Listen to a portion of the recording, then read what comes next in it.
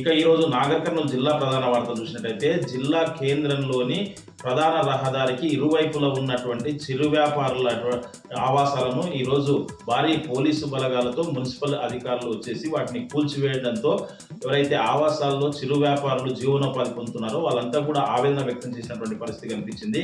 చాలా ఏళ్ల నుంచి ఇక్కడ నివసిస్తూ జీవనోపాధి పొందుతున్నామని చెప్పేసి ఉన్న ఫలంగా వాటిని ఉపాధి చూపించకుండా కూల్చివేయడం ఏంటని చెప్పేసి ఒకసారి చెప్పి కూల్చివేస్తే మా కనీసం సమయం కూడా ఇవ్వకపోవడంతో మేము ఎటు వెళ్ళాలి, ఉన్నటువంటి మెటీరియల్ని ఎటు తీసుకుపోవాలని చెప్పేసి కూడా వాళ్ళు ఆందోళనకు దిగి ఒక క్రమంలో అధికారులతో కూడా వాగ్వివాదానికి దిగినటువంటి పరిస్థితి కనిపించింది.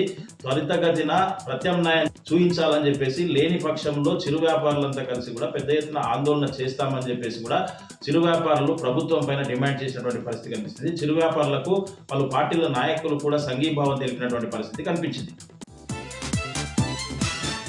నాగర్ కర్నూలు జిల్లా లీగల్ సర్వీసెస్ అథారిటీకి తాడూరు మండల కేంద్రం నుంచి ఒక ఫిర్యాదు అందింది. అక్కడ ఉన్నటువంటి అంగన్వాడీ సెంటర్లో వసతులు సక్రమంగా లేవని చెప్పేసి ఫిర్యాదు అందుకున్నటువంటి జిల్లా న్యాయ సేవ అధికార సంస్థ కార్యదర్శి నసీం సుల్తానా ఈరోజు తాడూరులో ఉన్నటువంటి అంగన్వాడీ కేంద్రాన్ని సందర్శించి అక్కడ ఉన్నటువంటి మౌలిక వసతులు ఎలా ఉన్నాయని చెప్పేసి పరిశీలించినటువంటి పరిస్థితి కనిపించింది.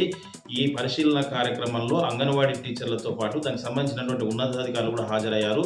ఎట్టి పరిస్థితుల్లో విద్యార్థులకు కావాల్సినటువంటి బాత్రూమ్స్ కావచ్చు, విద్యా వైద్యాన్ని అన్నింటినీ కూడా సక్రమంగా చూడాలని చెప్పేసి త్వరితగతిన పూర్తి అయ్యేటువంటి పనులు ఈ వేసవి సెలవు లోపలనే పూర్తి చేయాలని చెప్పేసి నసీం సుల్తానా వారిని ఆదేశించినటువంటి పరిస్థితి కనిపించింది. ఎలాంటి సమస్యలు ఉన్నా కానీ విద్యార్థులకు సమస్యలు లేనటువంటి అంగన్వాడిని తయారు చేయాలని చెప్పేసి కూడా ఆమె చెప్పినటువంటి పరిస్థితి కనిపించింది. మొత్తంగా చూసినట్టయితే లీగల్ సర్వీసెస్ అథారిటీ సంస్థకు ఎలాంటి సమస్యలు ఉన్నా కానీ తీసుకొచ్చినట్టయితే వాటిని పరిష్కరించేందుకు కృషి చేస్తామని చెప్పేసి నసీం సుల్తానా చెప్పినటువంటి పరిస్థితి కనిపించింది. మరొక వార్త చూసినట్టయితే నాగర్ కర్నూలు జిల్లా వెల్దండ మండలం కొట్ర గేట్ సమీపంలోని శ్రీశైలం హైదరాబాద్ జాతీయ రహదారిపైన రాత్రి ఘోర రోడ్డు ప్రమాదం జరిగింది.